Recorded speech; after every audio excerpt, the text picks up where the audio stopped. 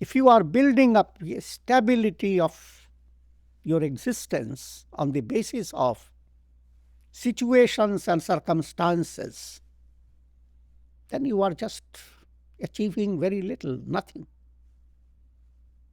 It's the inner quality of your soul that determines whether you are really gaining in your life or not. All that you are gaining, if you are gaining only in the terms of lot of wealth, lot of friends, lot of family, lot of chit-chat, if you are gaining in that way, that's not gain.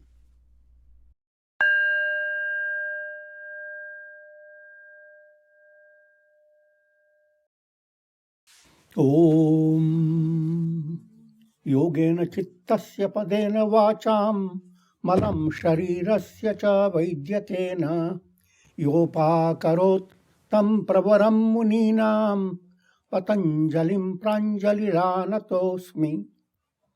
I offer adorations to the best of sages, Sage Patanjali, who gave to the world the scripture of yoga for purifying the chitta, the heart, or the mind stuff. He gave also the scripture of Ayurvedic medicine, Vairagya, for purifying the body, and grammar for purifying the speech. The ideal is to have body, speech, and mind. All this must be in your focus if you want to be truly enriched, to have all the blessings of life. If there is discordance, suppose your body is very wonderful, but speech that comes out is like the speech of a peacock.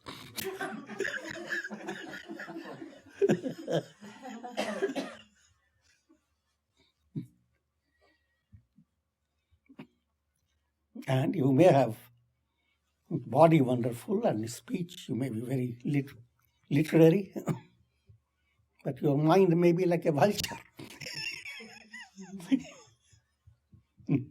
You may go very high, go high only to come down to rotten stuff.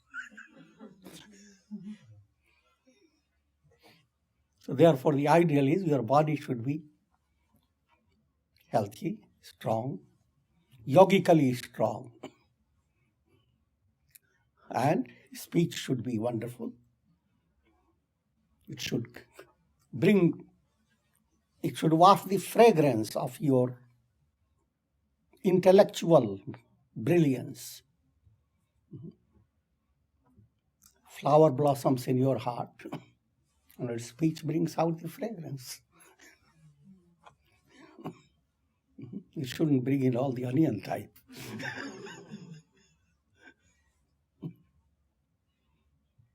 And while this goes on, your mind should have the joy of soaring high and high, transcending all, not to come down, but to ascend to the throne of God. Figurative language. Now, coming back to the Sutras, presently in first chapter known as Samadhi Path, the Sutra number 12, Abhyasa Vairagya-bhyam tat-nirodha. These vrittis, thought waves, are controlled by repeated practice and dispassion. First, we have given you an idea that all experiences in this life and many lives, they have been on the basis of thought waves of the mind. Think of being in a cinema hall. All your experiences when you look at the screen are based upon the show. And the show consists of repeated projections. Frame after frame, pictures are being projected. Once the projections stop, there is no show. You have to decide whether you want to stay on with the show or want to have no show.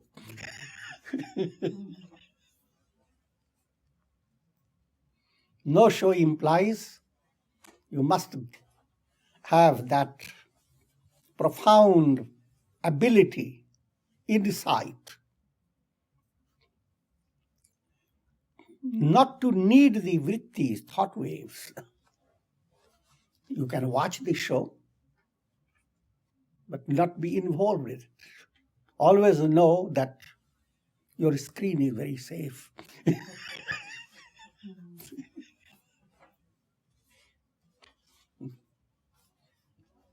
Be like a business person who is interested only in the screen. He comes in the cinema show to see that his screen is not touched by anybody. He's not interested in the show, but he sits in the corner. There are people like that.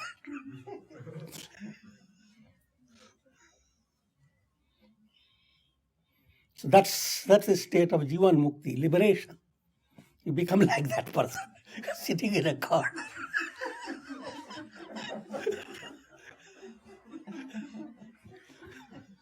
Just interested in the screen. Looking around, telling people, don't touch that screen. That screen is mine. Okay.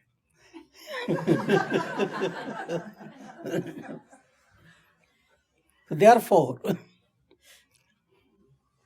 all progress, evolution, depends upon the thought waves, how to work upon them. And we have given you the kleshas, the 5 types of thought waves that create all that is negative. Avidya, ignorance, implying your mind is interested in ignoring things in an irrational manner. Suddenly you say to your friend, I hate that person. Friend said, why? He said, doesn't matter. I just hate the person. You're not using intellect. You are pampering your ignorance. That has negative consequences. Next point is ego. How much should you pamper your ego? In what direction? You hated someone and you revenge on this person. Now you pat your ego. Look at me. I did it. Or you took up the pledge of enriching yourself, self-improvement, and you develop pride. I did it. So there are 2 types, you see. One is klishta, leading you to negative movement. Another is leading you to positive. Even that ignorance level, many things in the world you don't have to know. No use you're going into the whole psychology of drug addicts and what it feels to have taken drug. I'm just giving you a gross illustration. Simply stay away from it. Many things in the world you don't have to go after. Thereby you are allowing ignorance to play its role, but it's playing its role in a positive way. All these 5, ignorance, ego, raga dvesha, attachment. Attachment can be sattvic, pure, come to satsanga, get attached to listening and attached to scriptures, attached to your sadhana and so many things. Or can be rajasic. Rajasic means you get attached to people who are constantly planning, distracted. planning to just go here, there. There's no end to excitement. Or tamasic, people who have developed perverted mind. The enjoyment comes only by acts of hate, revenge,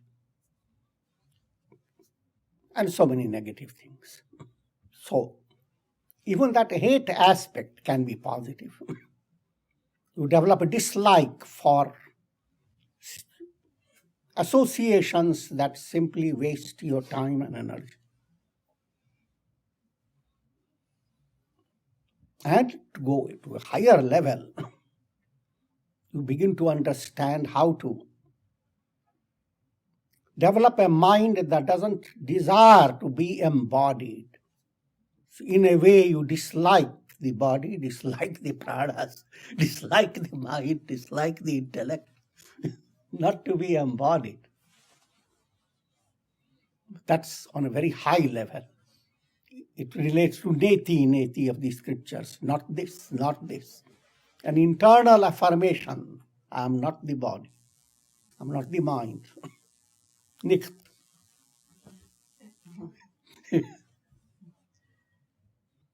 And the last is fear. Again, fear can be positive, can be negative. Allow your mind to retain a little fear of negative karmas. Generally, the mass level, if you don't have some sort of fear, then mind doesn't obey. So at least you should learn to show a little stick.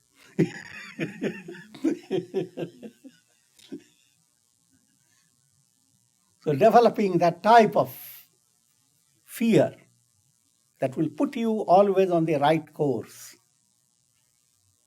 But not to have this abnormal fear, constant fear of death, fear of losing your security. Fear is immense in this world, in every direction. That must be neutralized by allowing your mind to develop faith, devotion. So, to understand that there is normal process of the mind that holds on to the 5 things that will give a lot of pain: ignorance, egoism, attachment, hatred, fear. Repeated effort is needed to move in a positive direction, creating in your mind a movement that opposes ignorance, a movement that opposes conceit, builds up humility, a movement that creates Vairagya. Instead of having a sense of being fascinated by the world, you learn to understand that the spirit within you, the soul within you, possesses all that you see in the world. Just like ocean contains all the beauty and the achievements of all the waves, the sun contains within itself all the dazzling display of light upon the earth. I am the sun. I am the ocean. That type of movement. Now, how to allow the mind to flow in a positive way, countering or contradicting or negating the negative movement. And the Sutra says, Abhyasa Vairagya-bhyam 𝑡𝑎𝑛-𝑛𝑖𝑟𝑜𝑑ℎ𝑎ℎ. Controlling the mind is possible, but it requires 2 things: Abhyasa, repeated effort; Vairagya, an ascending movement towards absolute detachment. Just to set the mood, I give you a little story. Once, that's in India, some Mathura Chaubes, they are priests, ordinary priests. They are more interested in where good food is available.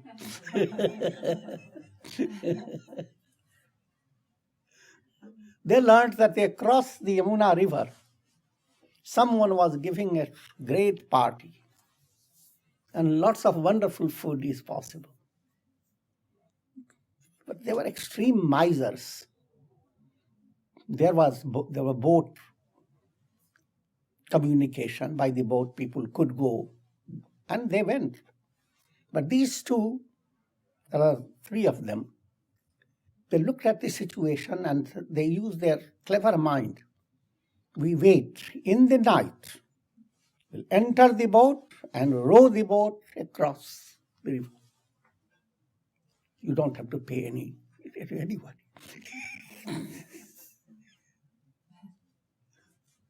And that's what they did. When they found the bank of the river was all desolate, just only the boat was there. Everybody had left it. Boatman had gone. They entered into the boat, and one of them started rowing.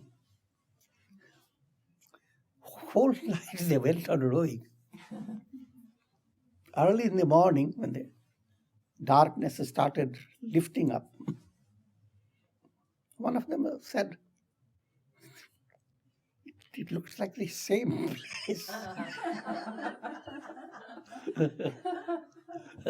The other said, "Well, all ghats look the same way. The banks are similar steps, etc." So, while they were discussing, soon they begin to see exactly the same type of people coming there, same things, and they realized they had not gone anywhere.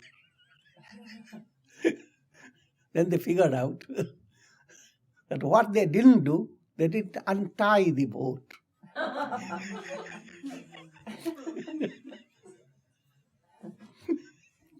You go on rowing all the time, but untying the boat, that was not in your mind.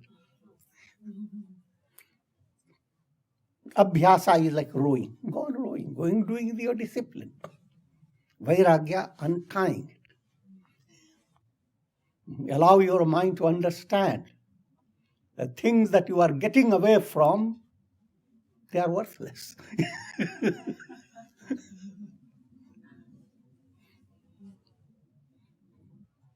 Tatra sthitau yatna abhyasa. Abhyasa is the repeated effort to secure the steadiness of the mind. And further description of abhyasa.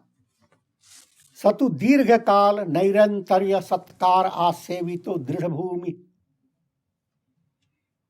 When abhyasa is practiced well, for a long time, without break, with faith and devotion,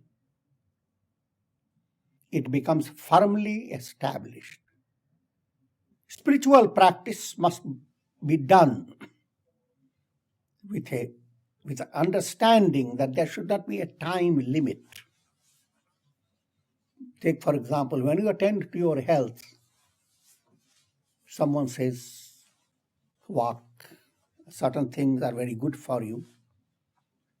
And when you start learning it, you then do not put in your mind the idea, I will do this for 2 months, and then stop it. The moment you realize things are helpful to your body and you feel better day by day, you never put a time limit on it. The idea of sadhana, spiritual discipline should become very interesting, enriching. It should not give you the idea that you are sacrificing so many things for the sake of God. And every now and then look at you and say, didn't I do that? Sacrifice so much for you. And what have you done to me? I did 3 hours of japa, and you have been just looking.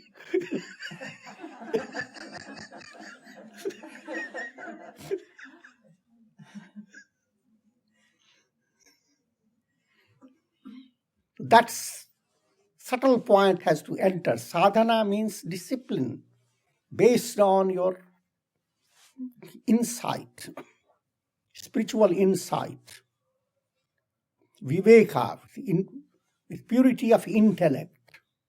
There may be times when you have to adopt a discipline that is not pleasing to you, that you don't even know what it is.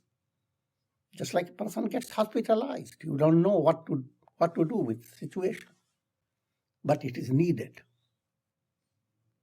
However, the ideal is that your discipline should be joyous.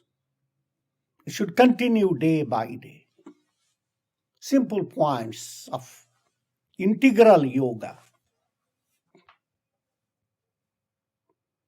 You must have something to study that allows your intellect to blossom. You must allow your feeling to flourish, to blossom by bhakti, devotion. Practice meditation, japa. Perform your duties in such a way that performance impacts your heart. Your heart becomes much more expansive, majestic. These points of integral yoga should be blended in your daily life.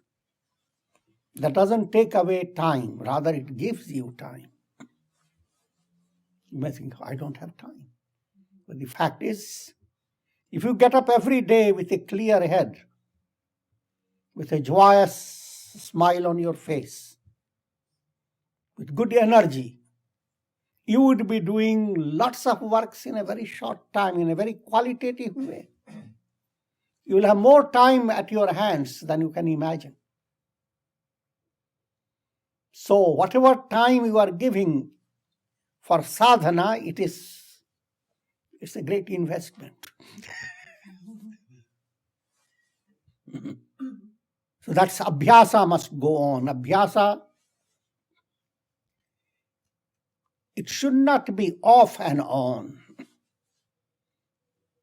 You do it day by day. Little change may come, but you should not let go certain things that are good for you, even including exercising, doing pranayama. Don't let it go. Suppose you don't have all the time, but you can do halfway. Satkar asevito. Another term is used, satkar. Satkar means have faith. Faith that what you are doing, it is going to have a great effect on you. And you should have your own insight.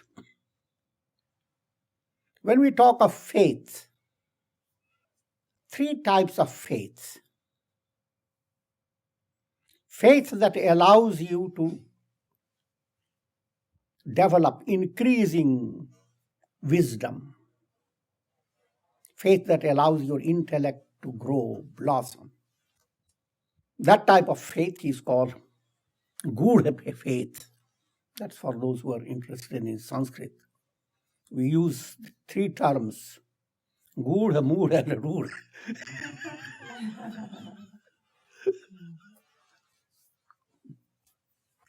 Faith that is extremely blind, that has absolutely shuts the door to intellect. That's called 𝑚ūঢ়, dull with faith. That's tamasic, that doesn't help, that is negative. 𝑟ūঢ়, another term, you have developed faith and it is of great benefit. But you don't want to go beyond, you stay within certain limits. That this is what my religion has taught me. So I will not go any beyond. This is what my guru taught me, this is what I will not. Some guru taught you something and he is no more. Now your heart is not open to get other instructions. So the mind has developed the idea, I must be faithful to one guru. That's it. That faith is not pleasing any guru, because the guru is not interested in ordinary, being bonded in ordinary way. In other words, when you build up in your mind faith of a limited nature, some people develop faith. They have gone to visit certain pilgrimage, and during that time they felt thrilled. Now their faith is only if people were to go to the right place where that person had gone, that they will have this benefit. Otherwise, it's that type of, it's also kind of blind faith.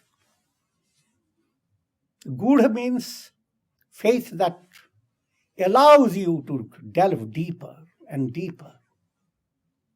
You are like diving. Today you dove only 6 feet down. Tomorrow, 12 feet and more. Faith that allows you to dive deeper and deeper into the mystic reality of your soul. So all these are ingredients in Abhyasa, practice. Now coming to Vairagya. Drishta anushravik vishayavait vitrishnasya vashikara sanya vairagyam. Vairagya is of two types, Apara Vairagya and Para Vairagya. Apara Vairagya means lower form of dispassion. Vairagya is translated as dispassion, but you have to understand profoundly what it means. Para Vairagya is supreme dispassion. Your goal is to attain supreme dispassion. Supreme dispassion is a state in which knowledge has blossomed in you in such a way that you have come to realize you don't need the mental process. The entire mental process is transcended by you. That is the highest goal, which you are rehearsing day by day. Each time you go to sleep, your goal is not to have the mind, even a tinge of it. You don't need the mind. But you come back to the mind again and again. In the advanced level, the positive counterpart of that sleep experience is to enter into samadhi, into that state of enlightenment that your soul doesn't need to work with your mind, work with the mind. Just like a person who is very weak uses a stick.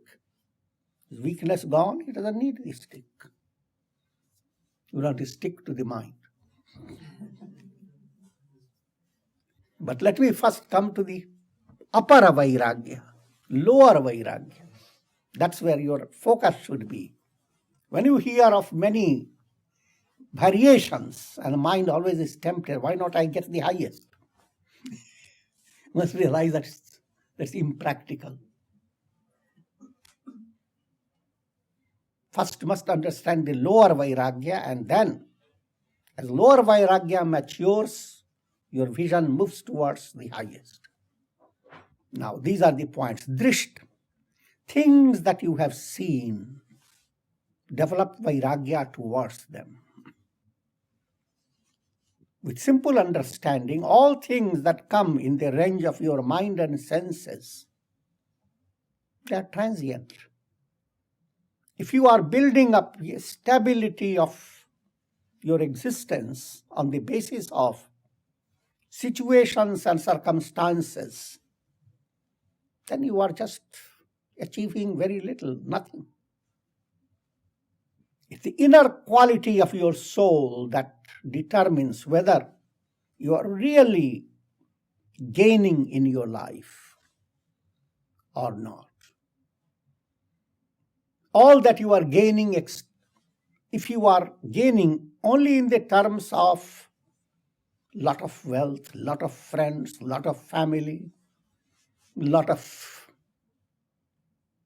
chit-chat. If you are gaining in that way, that's not gain.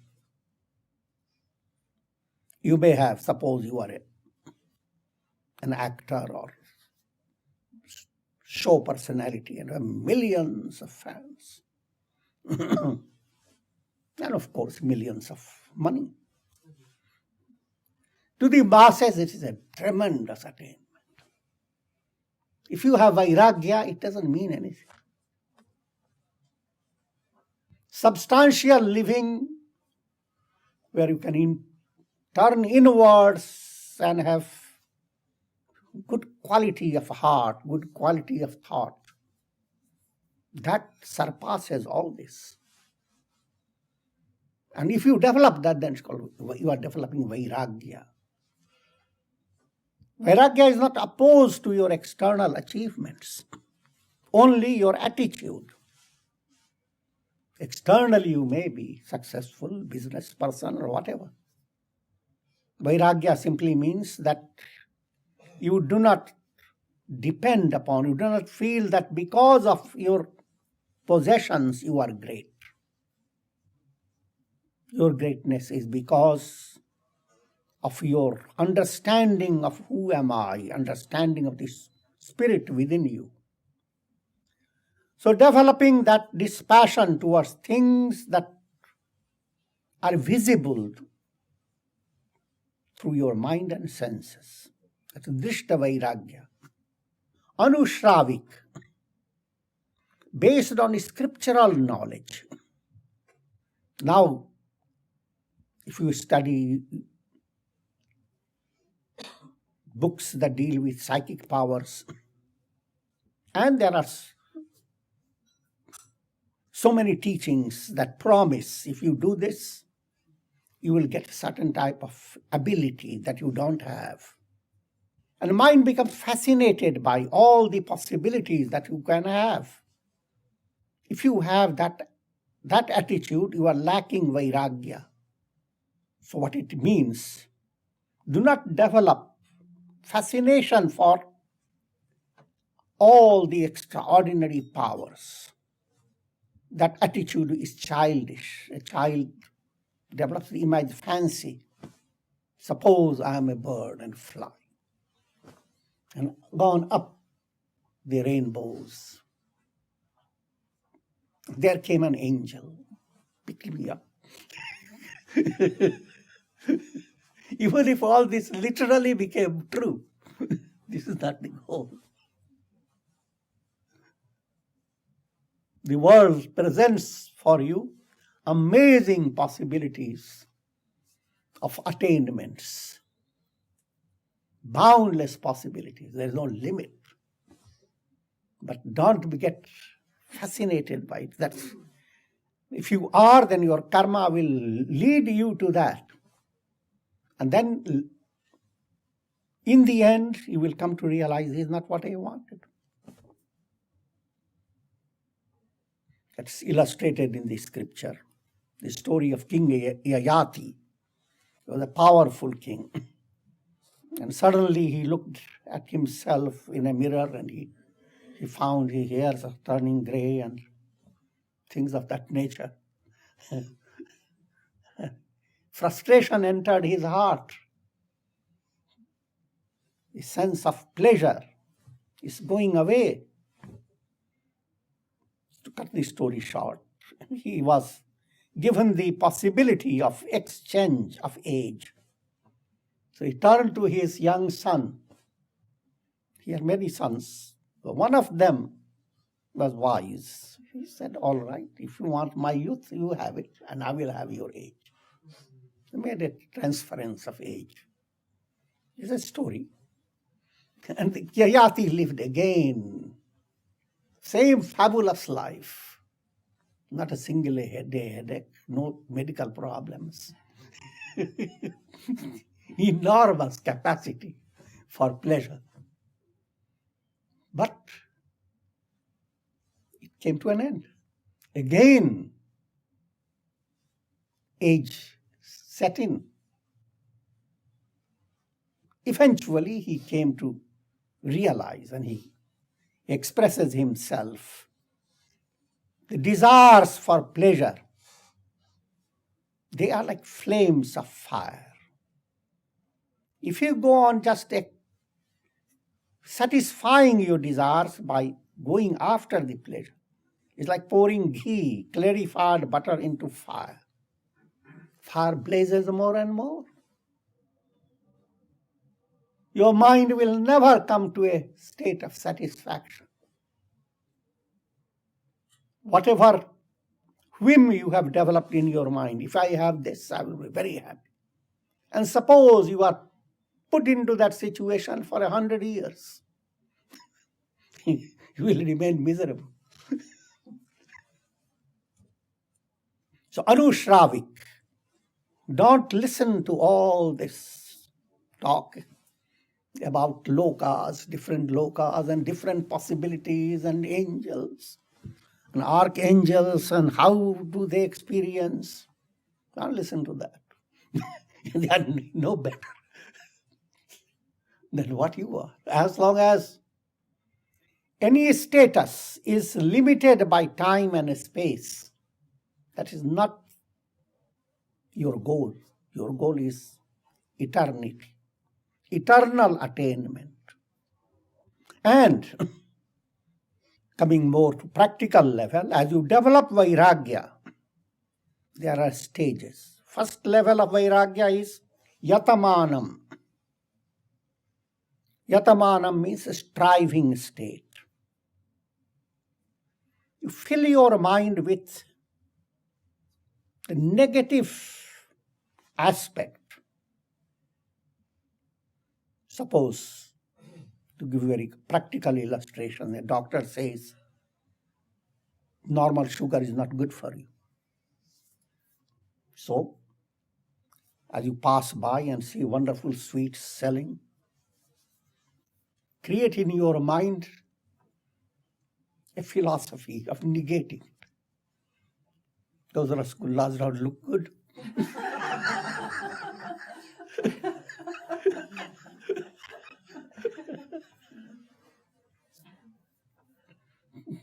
They're nasty. I'm making a joke out of it. And the idea is to develop in your mind a rationality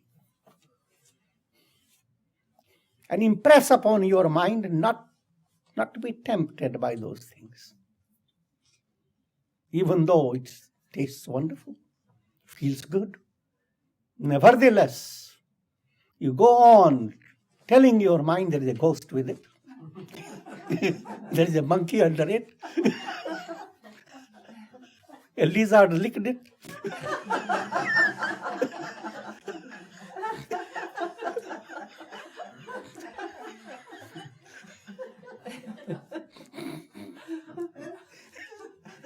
This is not rationally correct.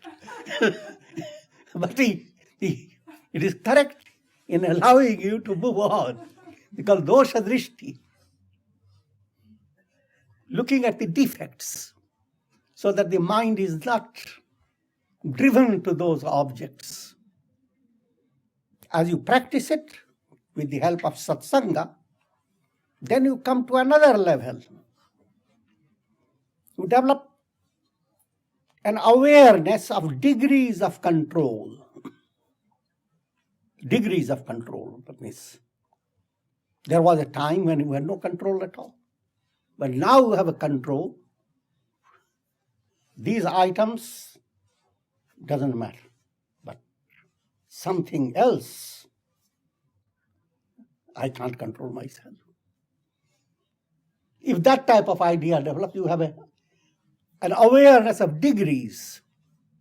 And therefore you move forward to have higher degree of control. Also, to elaborate that point, you may have control over your taste, but you may not have control over your smell.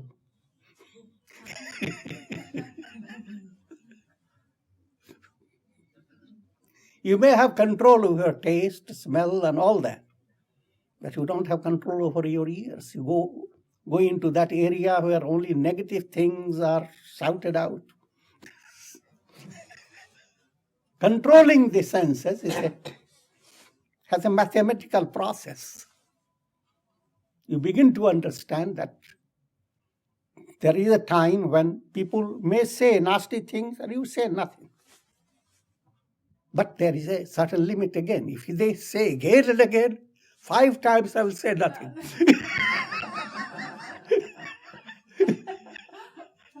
That's what called degrees of control.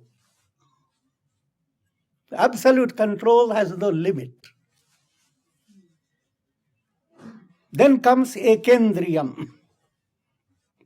Senses have no problem for you. You come to realize the mind. Mind is the director of your senses. Once you have made up your mind, what can the senses do?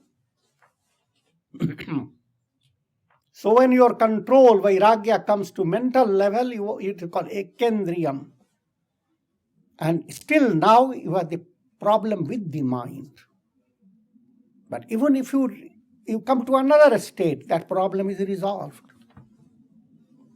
It's called Vashikara state. The Vairagya, lower Vairagya reaches its limit when your mind itself is under your control, is under the guidance of your reason.